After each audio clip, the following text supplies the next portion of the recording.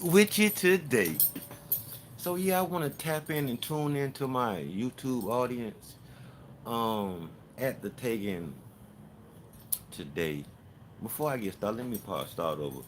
I got the website, man, and it's so important to me to have that website up, not for the financial gain, but it's something that I call self-evaluation. We can check your mannerism based on your chakras, different beliefs, different things that you're doing. You can't focus. You're sexually, every thought in your mind is sexually based.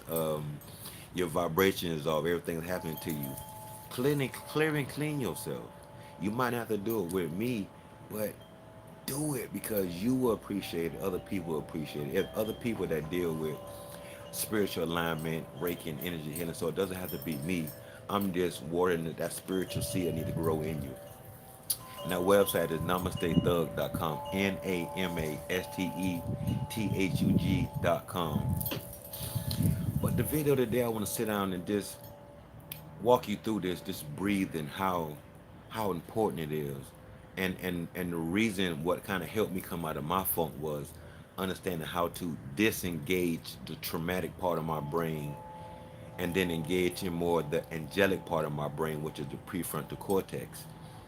If we break it down more, we can say, let's say the animal part of our brain or the non-enlightened part of our brain could be the amygdala. And then once we became connected with higher source, the prefrontal cortex is the angelic connection. So we want to be able to, with breathing, shift those gears out of that amygdala, that fight or flight, that fear-based situation, and engage in the present moment, which is the prefrontal cortex. And from my experience, with regards to all the psych meds I took, it's the breathing that helped me get back control of my power. I worked in the school system with kids for plenty of years, and when you see a kid get upset, they go to pulling their arms up, they go to sweating, and now what happens is they get a dopamine buildup because that erratic, that shallow breathing engages that old shit part of your brain, like somebody's about to attack you, about to lose your life. It's okay to feel that way if you're truly about to lose your life. But if a thought arouses and it makes you feel like you're about to die, we need to have a tool to help us disengage that belief system that's going to take us somewhere we don't truly want to be. That's going to make us a slave to that thought. So breathing helps you get back your mastery of your thoughts because when you pause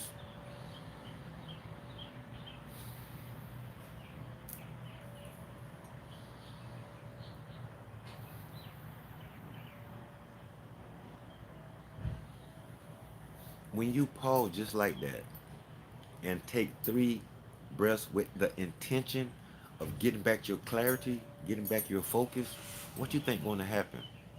And not only that, you're going to show your thought that I'm checking you before I give you access to my consciousness. Because if I give you access to my consciousness, that's my power. Where my consciousness goes, my energy flows. So we are consciousness and it's an energy. So we'll be very mindful of what stories and what thoughts we're putting our energy in.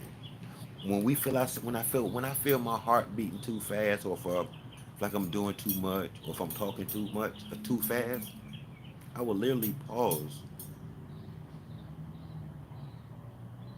and just regather myself. So now hereafter, everything I'm saying represents me, the way I want to be represented, because I took time to pause and get my consciousness back. It does. Breathing doesn't cost you no money. It costs you your consciousness and your awareness.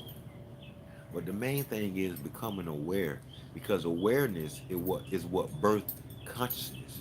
So you can be conscious, but you can be unaware of where your consciousness is being invested because you caught up. Let's just say if you caught up in a wave at the ocean, you turning up and down, left and right, and you don't know which way you're going. You don't know up from down, stuff everywhere, your arms flailing. That's the same way we get caught up in an emotional wave. You don't know what's going on. But when you pause, when I pause, because I still have funks, don't get it twisted. I still have mental funk. They still knocking at my door, but they can't get in because I don't give them my conscious awareness. I don't keep a door under the mat to just let me investigate the story of what they saying. I know what they saying. No disrespect to the Jehovah's Witnesses, but my mom and family still Jehovah's Witnesses, but treat it like a Jehovah's Witness and hide and be quiet and they knocking at the door. Treat them thoughts the same way you treat them Jehovah's Witnesses. I can talk about them because I was one. I've been outside hearing y'all hide from that, knocking on doors. I get it, but it helped me be who I am. Accepting that, breathing into that, and also for the logical brain people, when we breathe, and when I'm saying look it up, Google it, please Google it.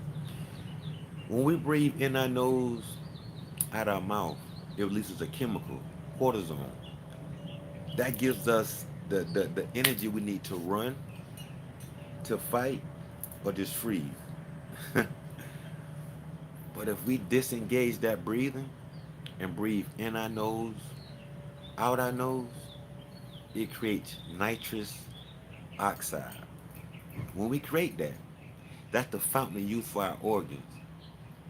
And to add something to that, when we breathe deep in our nose, out our nose, that goes into the deeper lobes of our lungs, bringing up all that carbon monoxide.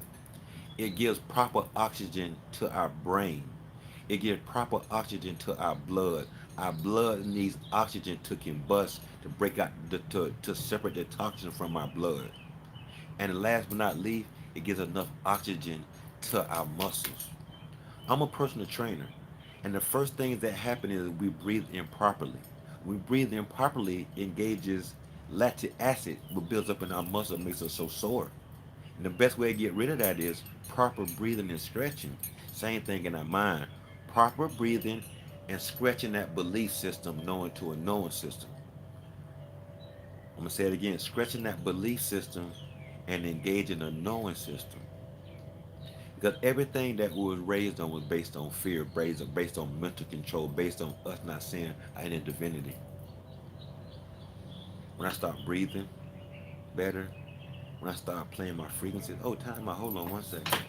I ain't getting my sound for you.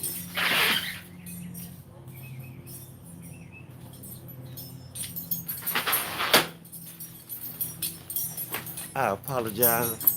432. Reduce the anxiety.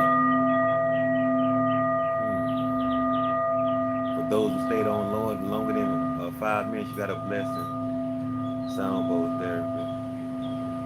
432 hertz frequency. Lowers blood pressure. Lowers that heart rate. Connect both sides, both hemispheres of the brain, giving you mental clarity.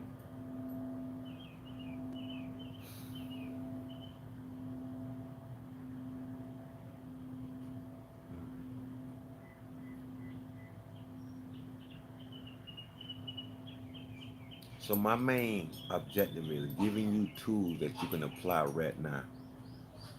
At all the workshops you go to and everything you listen to, learn how to breathe more powerfully.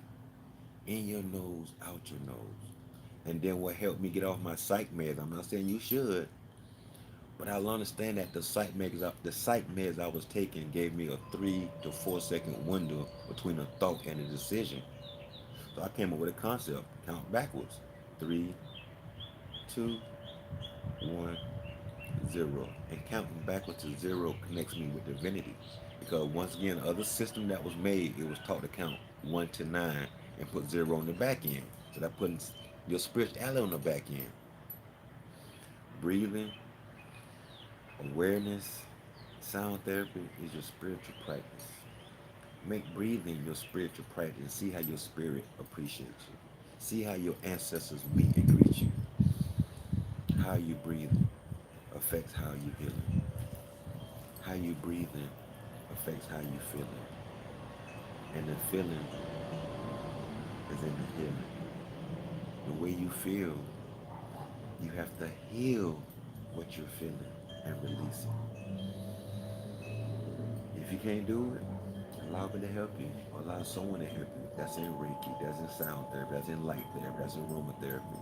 To help break that spell that your brain is on. Doesn't have an expiration date, it has to be broken. Break that spell that you're up under.